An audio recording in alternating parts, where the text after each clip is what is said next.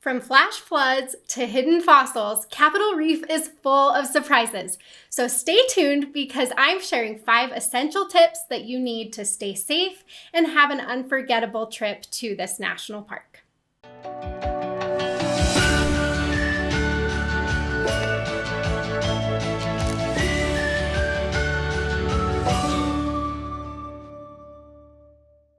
My name is Ash. I'm a former park ranger and the founder of Dirt in My Shoes. I'm also a Utah native, so you'll find me in Capitol Reef fairly often. It's actually my favorite Utah National Park, believe it or not. So I'm here to share my tips for visiting Capitol Reef National Park, and hopefully I'll convince you to give it more time than you probably are. Okay, so let's jump in. Tip number 1 is that Capitol Reef is more seasonal than most other Utah parks. So why does this matter? This matters because most people visit Capitol Reef as part of a bigger Utah National Park vacation. A lot of times you're wanting to see all 5 or at least a couple of the other Utah parks in addition to Capitol Reef. So keeping this in mind, it's important to know that Capitol Reef is a more seasonal national park. Its season is shorter than a lot of the other Utah national parks, specifically Zion, Arches, and Canyonlands. So those ones stay nicer for longer. They stay warmer. You can explore them and they have a longer season. Capitol Reef is not so much like that.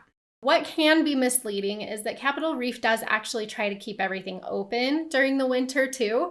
They won't formally say we're closing down roads or anything like that. They do try to keep the campground open year round, all of that. But it does get really cold, snow, ice, all the things. And so Capitol Reef is not my favorite national park to be in during the off season. It just can be a little bit hard to navigate. The other thing that a lot of people don't think about is that you are kind of in the middle of nowhere, Utah, to visit this park. And the gateway towns are very small. You've got Torrey on one side and Hanksville on the other. And those towns typically don't keep very much open during those off-season months. And so you will hit a lot of closures in town as well. And I just prefer, if I'm going to Capitol Reef, if I'm camping, I like to be there closer to the summer months. It just gets really, really cold. So it's not as much fun to camp when you're going too early or too late in the season. But, a month before summer, a month after summer, you should still have some pretty good temperatures there. If I'm staying in a hotel, then sometimes I will go a little bit earlier. But still, typically, I'm looking at sometime between April to November and really avoiding those heavy winter snow months. So keep that in mind. Like I said, some of the other Utah parks, it's okay if you want to try to visit deeper into the shoulder season or more into the winter time. But for this one, it's not my favorite to do that. So just a heads up on that. Tip number 2 for Capitol Reef is to plan more time than you think you'll need. This is a mistake a lot of people make. Capitol Reef is typically viewed as a pass-through park, especially, again, if you're trying to get to all 5 Utah parks. You'll drive past Capitol Reef as you make your way from Zion and Bryce over to Arches and Canyonlands. So a lot of people are like, oh, I'll just spend a half a day there as I drive through as I try to get to these other destinations. Big mistake. This park is worth more time than that. So try to give yourself enough time to really dig into what makes this national park so special. I prefer at least 2 full days.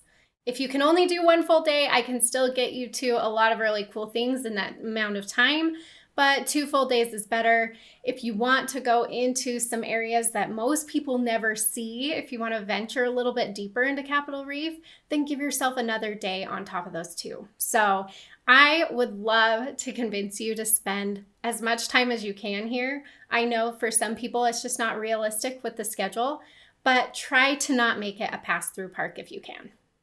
I have a fully planned out hour-by-hour itinerary on dirtinmyshoes.com, and I will link it below this video as well. But if you want my help knowing where to go, what to see, how to not get stuck in traffic, how to find some of these really special spots that a lot of people don't know about, head over to the website and grab this itinerary. You'll love it, and I get to show you around my favorite park and show you why you need more time here. Tip number 3 is for your safety. So tip number 3, watch the weather. Anytime you're ready to venture out into Capitol Reef, you really do need to be checking the weather forecast before you go. This park is especially prone to flash flooding, and it has a lot of really cool slot canyons that you can explore. Some of them are really hard to get to and would be more for a return trip or someone who has a lot of time. But some of these areas actually are the popular areas where you'll find yourself if you're just working through the main things to do. And so keep that in mind. This park does have flash flooding, especially during the summer months. You're going to want to keep an eye on the weather. Typically, if we're heading out to some of the other areas of the park beyond like the paved roads, then we're going to also either check the weather or check in with the visitor center before we go to check conditions on those roads as well. Real quick, this is a map of Capitol Reef. And so you really only have a paved road that goes through the middle of the park here. It's not very long. It doesn't take very long to drive. And then you have a paved scenic drive that goes down here along the water pocket fold here. But there are slot canyons coming in along that scenic drive. And the scenic drive, actually, as you drive it, you'll notice there are parts of it that have been built a certain way to avoid washing out the road during flash flooding. So this area specifically is like a really heavily visited area of Capitol Reef that does see flash floods fairly often. If you're wanting to go through the Grand Wash here, which a lot of people do to get to either Cassidy Arch or just to hike through the whole thing, that area is prone to flash flooding as well.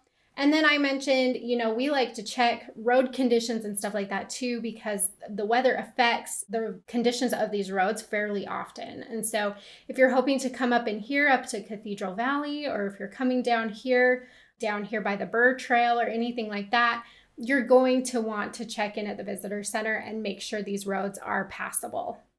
And that's another thing a lot of people don't realize about Capitol Reef is there's actually very little paved road through this national park. And so again, if any water comes in, when you get your summer monsoon season that comes through and you're getting storms fairly often, that's going to affect a lot of these roads that you use to access other parts of the park. Tip number 4 is to bring what you need because there are very few amenities. This national park really doesn't have much infrastructure within the national park boundaries. You have one main campground, the Fruita campground, which is really nice. It has flush toilets. It's actually one of my favorite campgrounds in any national park. It's a great one. And then you have a couple of primitive campgrounds where you have to drive a little bit further. You have to go on dirt roads to get to these ones. And other than that, there's nowhere else to stay. So there's no lodges. There's nothing like that. Your best bet is going to be to go out into the town of Torrey, where you will find more hotels, restaurants, grocery stores, stuff like that. But within the national park itself, there really isn't much. You do have a visitor center. You do have the Gifford House, which is a historic homestead that they've turned into a little shop.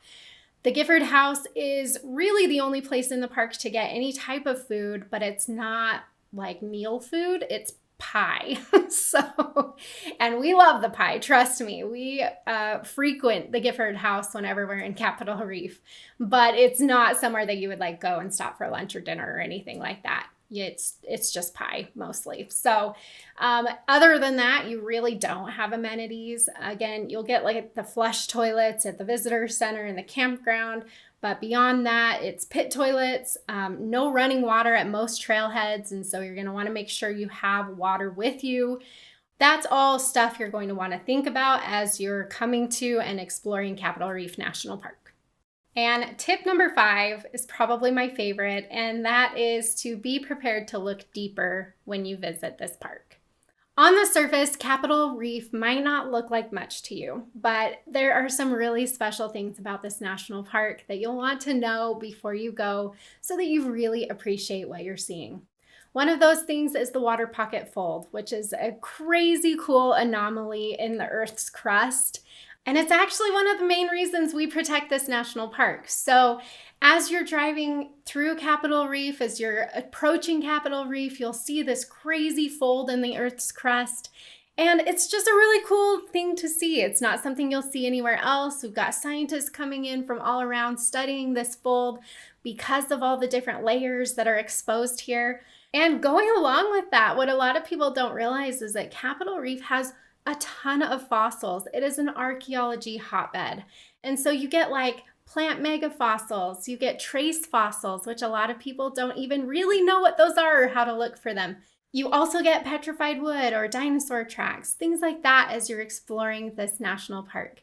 If you want to see those trace fossils, which we have a whole podcast episode about talking about all the cool things you can see in Capitol Reef. So go check out the Capitol Reef Fun Facts episode of the Exploring the National Parks podcast. But in a nutshell, these trace fossils are things like something left behind by a fish when it was swimming, like a little swish in the rocks, like things like that are just crazy cool. And it's amazing that scientists can even find them here. So just know that there are a lot of really cool things about Capitol Reef that maybe you might not notice if you're just driving through looking for beauty. You got to dig a little bit deeper here. This national park, honestly, the reason that it's my favorite in Utah is because you really get a lot of the cool elements from the other Utah national parks all in this one area. And so you get the giant monoliths like what you'll see in Zion. You get arches like what you'll see in Arches. There's just a lot of really cool adventures to have in this park. It feels more rugged. It's not as easy to get to things. It's not as highly visited, so it's a little bit quieter. And it just makes for an all-around really cool experience.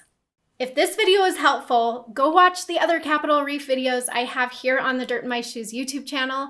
I mentioned our podcast, the Exploring the National Parks podcast, where we have some really cool fun facts for you about Capitol Reef. And the Dirt in My Shoes website, I have a ton of stuff for you there where you can really get started with your trip planning. So lots of different ways to get started. If you want me to walk through exactly what I like to do in Capitol Reef, the Capitol Reef Itinerary on Dirt in My Shoes, linked below this video, is where you should start. We will see you in Capitol Reef. I can't wait for you to explore this fantastic national park.